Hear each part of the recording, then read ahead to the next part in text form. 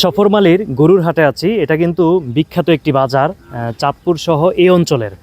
বিশেষ করে এই বাজারটা থেকে ব্যাপারীরা গরু ক্রয় করে অন্য বাজারে বিক্রি করে এবং চাঁদপুরে যে বাজারগুলো রয়েছে এর মধ্যে সবচেয়ে প্রসিদ্ধ এবং অন্যতম সেরা একটি বাজার।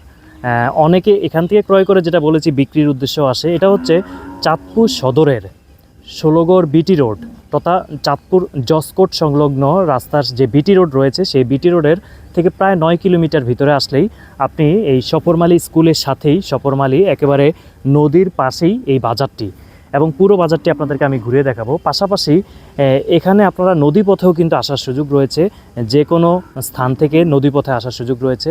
প্রতি সোমবার, সারা বছর প্রতি সোমবারেই কিন্তু সফরমালী হাটে গরু বিক্রি হয় এবং ঈদের সময় এটা বিশেষ একটা চাহিদা বা বিশেষ একটা ডিমান্ড তৈরি হয়। সবাইকে অসংখ্য ধন্যবাদ। আল্লাহ হাফেজ। যারা আজকে সফরমালী বাজারে গিয়েছেন এবং বাজার থেকে গরু সংগ্রহ করেছেন, নিশ্চয়ই বাজারের সার্বিক অবস্থা দেখেছেন। বৃষ্টি হলে বাজারের অবস্থা খুবই বিপজ্জনক হয়ে যায়। অনেকেই দেখেছি গরু লাথি মারে বা গরু গুঁতো দেওয়ার মতো একটা সিচুয়েশান তৈরি হয়। তো এই বাজার থেকে যেহেতু অসংখ্য টাকা আয় হয়, সেহেতু এই বাজার কেন্দ্রিক সুন্দর ব্যবস্থা করা উচিত, যাতে গরুগুলোকে সুন্দরভাবে বাঁধা যায় এবং হাঁটা চলার জন্য সুন্দর স্পেস থাকে। সব কিছু মিলিয়ে আমরা যদি নিরাপদে গরু ক্রয় করতে না পারি এবং ঝুঁকি থাকে বাজারে, উঠানামা চলাফেরা সব কিছু মিলিয়ে খুব বিশ্রী অবস্থা ছিল আজকে। যদিও প্রচুর গরু এবং কোলাহল ছিল, বৃষ্টিও হয়েছে। এই ভিডিওটি আগের, আজকের ভিডিও আপনারা দেখতে পাবেন এই চাঁদপুরের চোখেই। আগের ভিডিওটি দেখলেই লক্ষ্য করলে বুঝতে পারবেন কী অবস্থা ছিল। তো বাস্তবতা হচ্ছে এগুলো কিন্তু আধুনিক বাজার ব্যবস্থা এখানে করা যেতে পারে।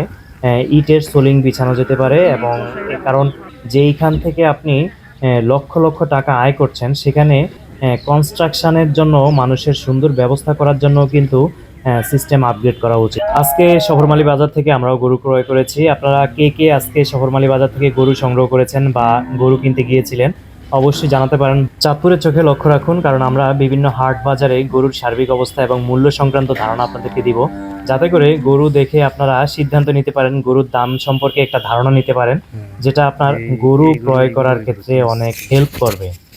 সবাইকে অসংখ্য ধন্যবাদ আমাদের সাথে থাকার জন্য।